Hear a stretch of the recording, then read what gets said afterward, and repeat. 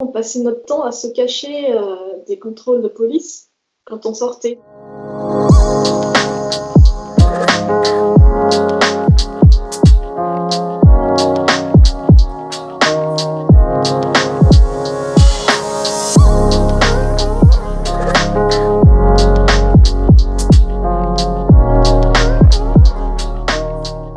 D'habitude, le week-end, on lui fait faire du vélo, du roller, de la piscine, du ski de fond, du ski de piste, bref, tous les sports. Et avec le confinement, déjà, tout ça, il y a beaucoup de choses qui n'étaient plus possibles. On a eu très peur, quoi. On a dit qu'est-ce qu'on va faire, quoi. On peut pas rester à 1 kilomètre, sortir Julien comme ça, 1 heure autour du quartier. C'est pas possible, d'autant plus que Julien, quand il est dehors, il touche à tout. Avec ses mains, il peut tout toucher. Donc, par exemple, si je sors, je fais le tour du pâté de maison à côté de chez moi, en 5 minutes, il peut toucher 10 voitures. Il peut faire un bisou aux boîtes aux lettres.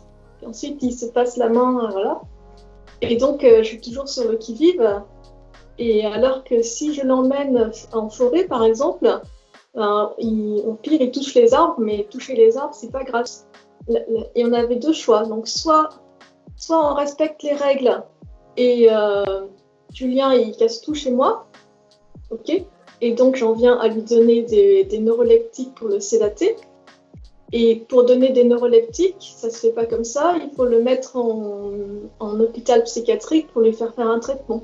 Et le mettre en hôpital psychiatrique, c'est pas top. Avec le confinement, ça va pas bien ensemble. De toute façon, c'était impensable que je le sédate, de toute façon. Et l'autre choix, c'était d'enfreindre les règles. Alors au début, il n'y avait pas l'assouplissement du confinement pour les personnes autistes. Donc on était tout le temps hors la loi.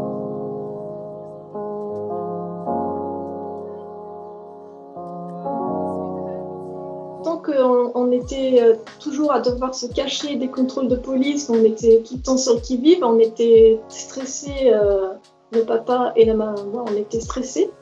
Et Julien était aussi stressé. Et un jour, il a fait une grosse crise chez son papa.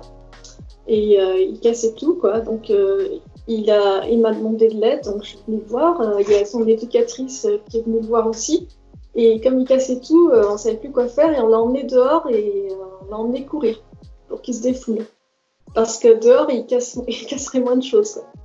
Donc, il a juste donné un coup de pied aux voitures, et ça, c'est pas grave. Et on l'a emmené courir et c'est comme ça qu'il a démarré la course à pied. Et au bout d'une demi-heure, il s'est calmé.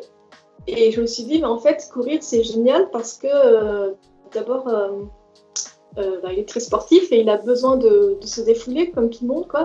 Et ce qui est bien, c'est qu'on respecte aussi le confinement. Et voilà, il peut courir pendant 1 heure. Courir 20 minutes, ça vaut 3 heures de vélo en termes de dépenses d'énergie. Donc en termes d'apaisement après. Et ce qui est bien aussi, c'est que quand il court, contrairement à la marche, il ne touche pas les voitures. Avec ses mains, elles restent le long du corps, quoi. Et du coup, il y a moins de risque de contaminer les autres ou d'être contaminé. Et c'est comme ça que j'ai eu l'idée de le mettre à la course à pied. Et donc, le lendemain, je l'ai emmené courir. Alors au début, il était tendu parce qu'il ne connaissait pas le trajet, il était souvent tendu. Et puis, je le rassurais. Et puis, après, comme il connaissait bien les trajets, il s'est détendu. Et il a beaucoup progressé en endurance, quoi, et en foulée.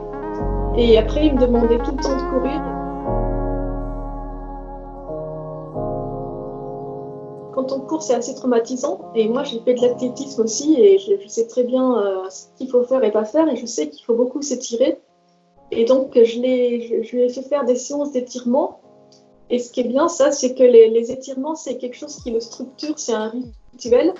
Et donc, ça permet de structurer sa journée. C'est-à-dire, maintenant, on va courir, on va faire tel trajet. Ensuite, on fait les étirements. Et aussi, j'ai commencé à faire des massages parce qu'il devait avoir mal aux muscles.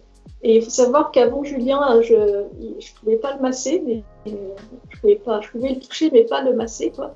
Et petit à petit, j'ai réussi à le masser et il s'est laissé faire. Et maintenant, il adore les massages. Donc ça, c'est vraiment super. En fait, je dis que courir, ça vaut un Xanax en termes parce qu'il les aide, mais le massage, ça vaut 2 Xanax parce qu'après, il est super zen.